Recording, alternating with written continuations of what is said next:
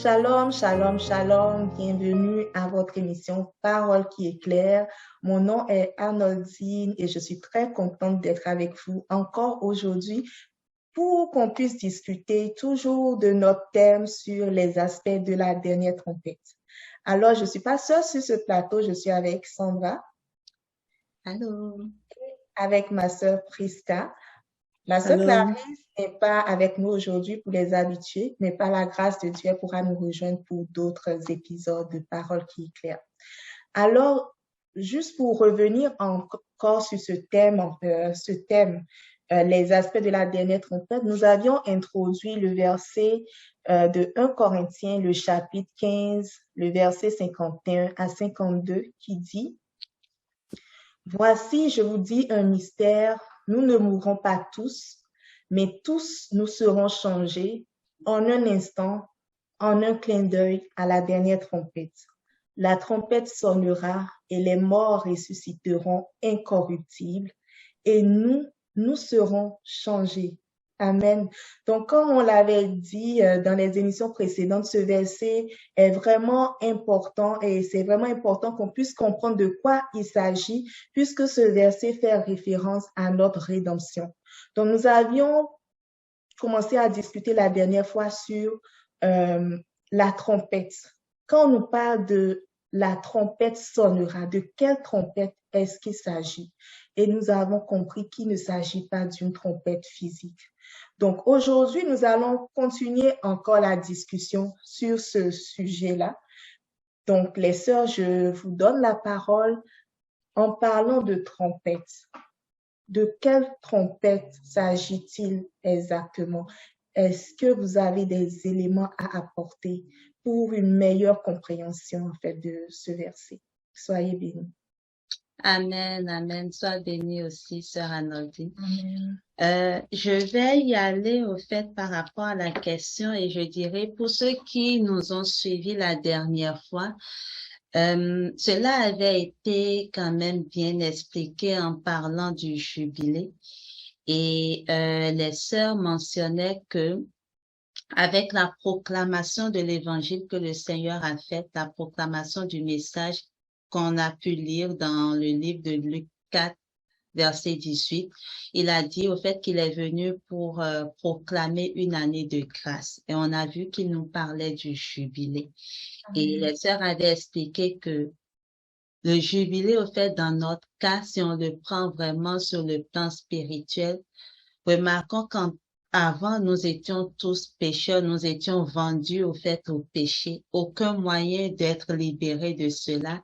Et le Seigneur est venu pour déclarer notre délivrance, pour proclamer notre liberté. Donc, c'est vraiment quelque chose de glorieux.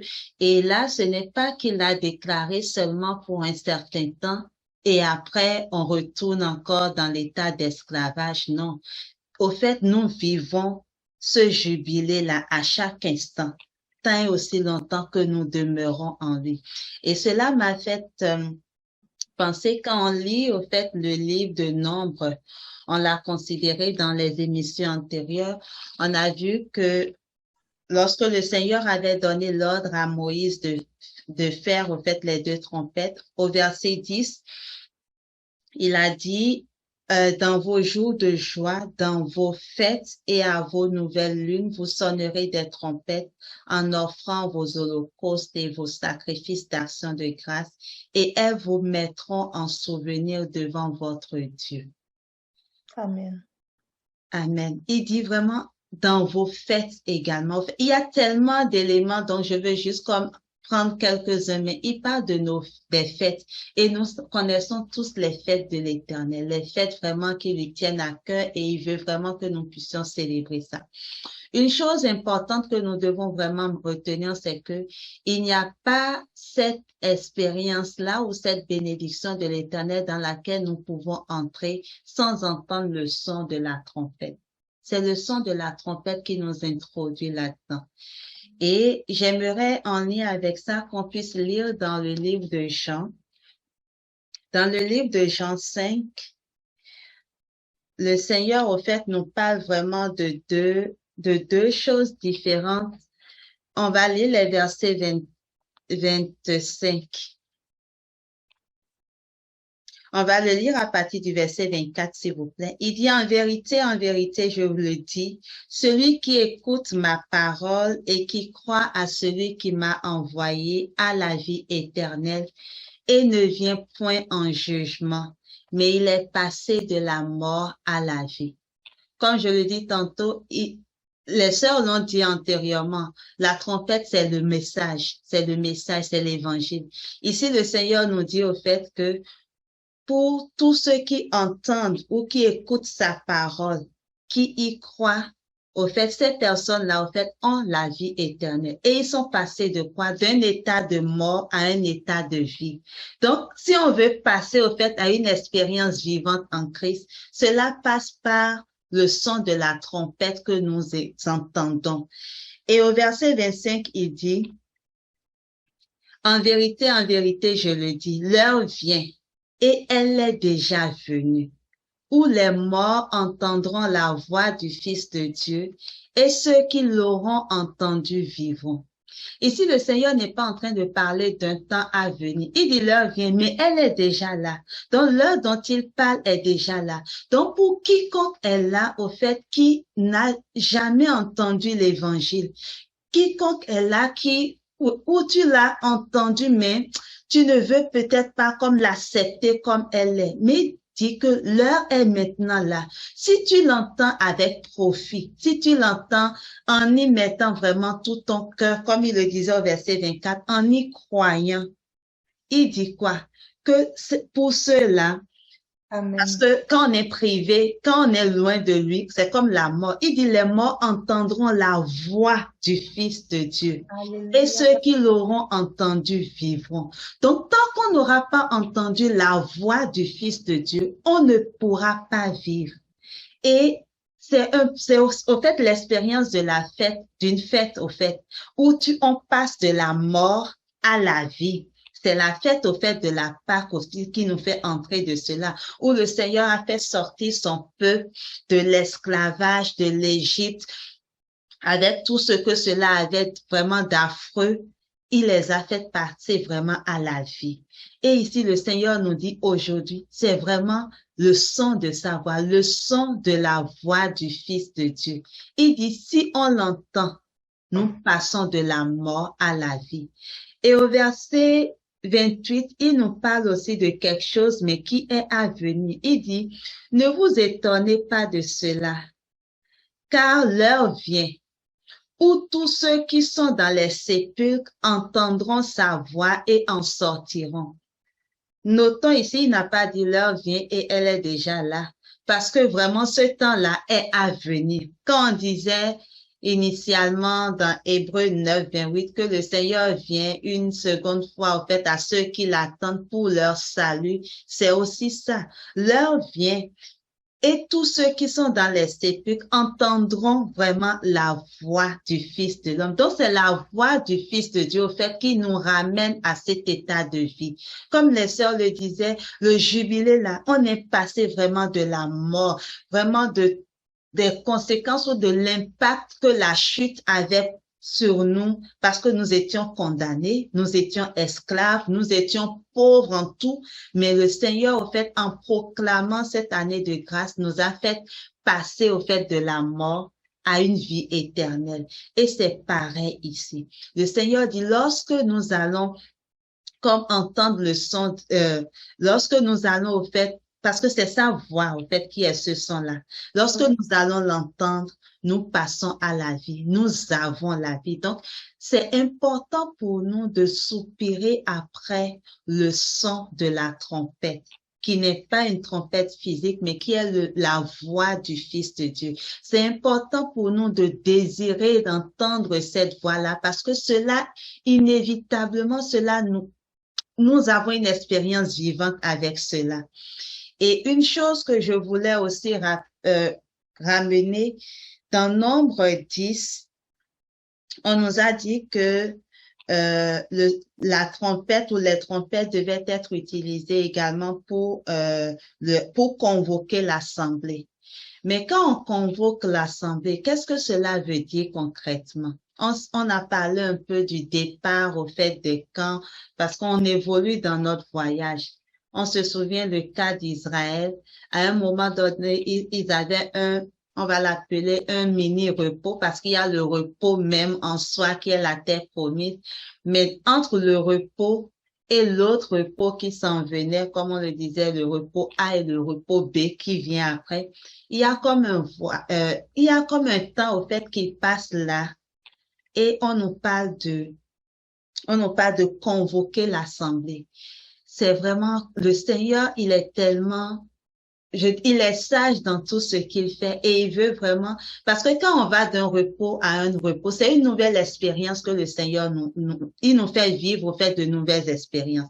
Mais une fois qu'il nous a fait entrer dans une nouvelle expérience, il faut que nous puissions capitaliser sur cela. Il faut que nous puissions comprendre parfaitement le message au fait dans lequel il nous a introduits. Et en lien avec ça, il y a comme un passage vraiment qui m'a fait du bien dans Néhémie.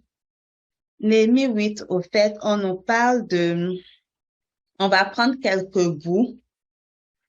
On va lire du verset 1 au verset 3. On nous dit, alors tout le peuple s'assembla comme un seul homme sur la place qui est devant la porte des eaux. Ils dirent à Ezra, le scribe, d'apporter le livre de la loi de Moïse prescrite par l'Éternel à Israël.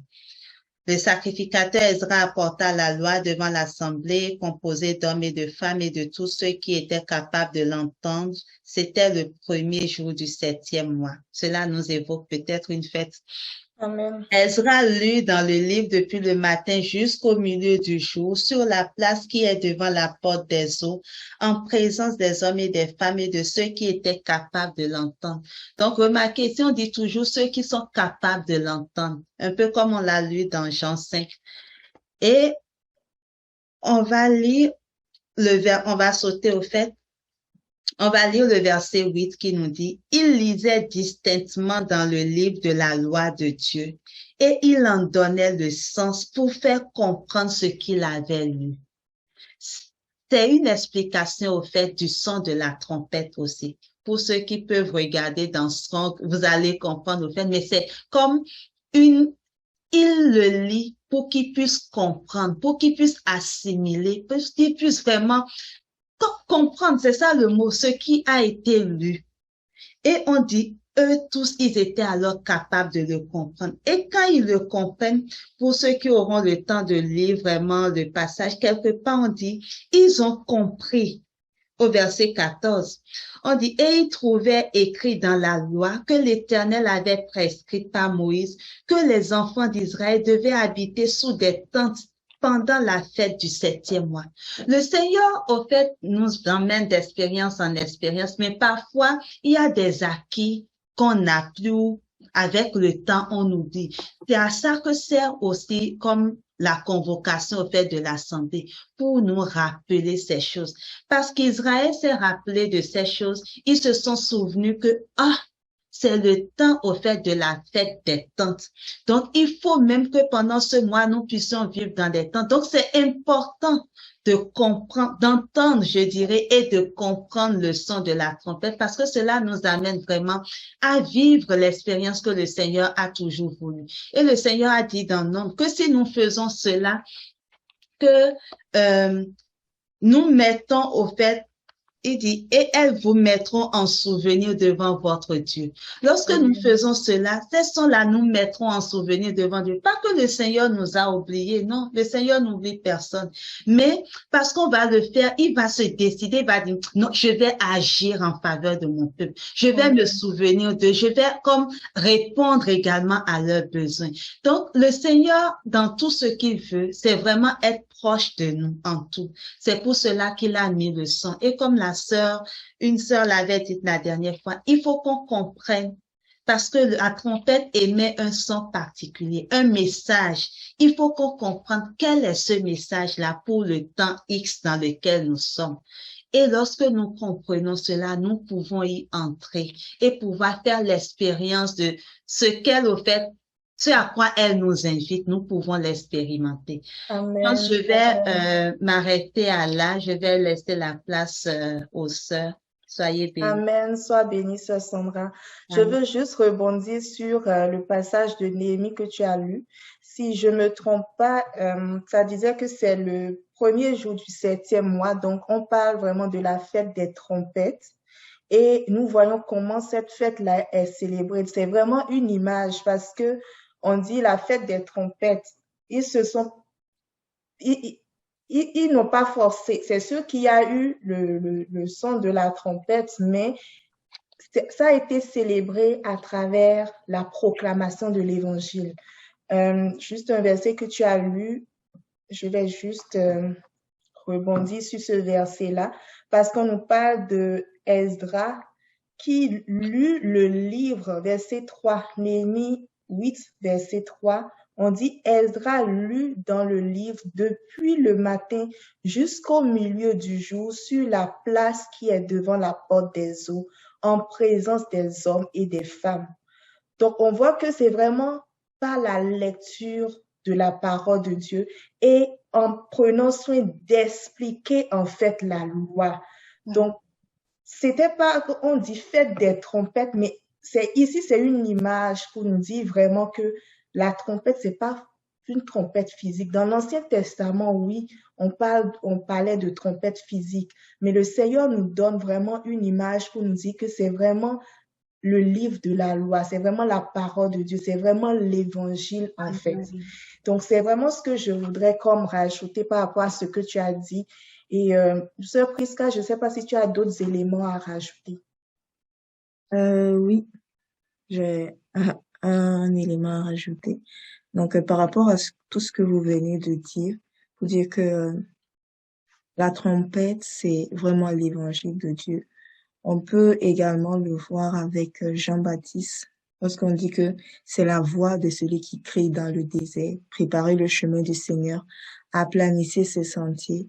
On peut dire que Jean-Baptiste était également comme une sorte de voix, de trompette, en fait, qui résonnait pour annoncer au peuple qu'un changement allait venir. Donc, il fallait vraiment se préparer pour ce changement. Et je me dis également, pour Néhémie, Esdras et tout, il y avait vraiment, c'était dans un temps de reconstruction du temple et tout. Donc, le peuple était vraiment dans une période où il recherchait en fait la face de Dieu. Donc, il y a une nouvelle ère qui devait s'établir, disons-le comme ça, un nouveau changement. Donc là, lorsque Esdras et les autres partageaient la parole, ça vient en fait pour annoncer le plan que Dieu avait pour ce peuple-là. Donc, c'est vraiment pour dire que à chaque fois lorsque le Seigneur veut faire quelque chose, il annonce d'avance par l'intermédiaire d'un ministère, donc par sous forme de trompette, disons, donc sous forme de l'évangile, pour annoncer à son peuple que voici ce changement-là. Voilà en fait la provision de Dieu pour le temps dans lequel nous sommes également. Et pour dire aussi que le Seigneur, lorsqu'on le voit à travers les 7 fêtes, donc le Seigneur a établi 7 fêtes, donc qui montrent en fait le parcours de l'Église, de la fête de la Pâque jusqu'à la fête des tabernacles et tout, la glorification. Donc, au fur et à mesure qu'on passe à travers toutes ces fêtes-là, il y a des messages qui sont donnés. Donc, pour dire que le Seigneur ne nous dévoile pas tout en même temps, là, mais au fur et à mesure, lorsqu'on avance avec lui, il nous dévoile en fait sa parole. Donc, dans Proverbe 4, le verset 18, il dit, le sentier des justes est comme la lumière grandissante, dont l'éclat va croissant jusqu'au milieu du jour. Donc, pour dire que au fur et à mesure que nous marchons avec le Seigneur, au fur et à mesure, il nous dévoile en fait ses paroles, il nous dévoile en fait son message pour nous permettre de rentrer en fait dans ces expériences. Je pourrais brièvement prendre l'exemple de l'apôtre Paul. Bon, l'apôtre Paul, il n'a pas été enseigné par quelqu'un en particulier après sa conversion. C'est le Seigneur lui-même qui l'a enseigné par des révélations, par sa parole lui-même qui l'a enseigné. Donc, au fur et à mesure, il gagnait en fait un niveau de compréhension de la parole de Dieu, alors qu'il restait en fait en intimité avec le Seigneur. Donc, pour dire que oui, c'est vraiment dans l'intimité avec le Seigneur qu'on est capable de recevoir sa parole, non seulement de lui, donc parce que chacun C'est vrai que nous formons un corps, mais individuellement, nous avons des vies et on a un parcours. Donc, à chaque étape de notre vie, il y a un message que le Seigneur nous donne individuellement, mais également collectivement.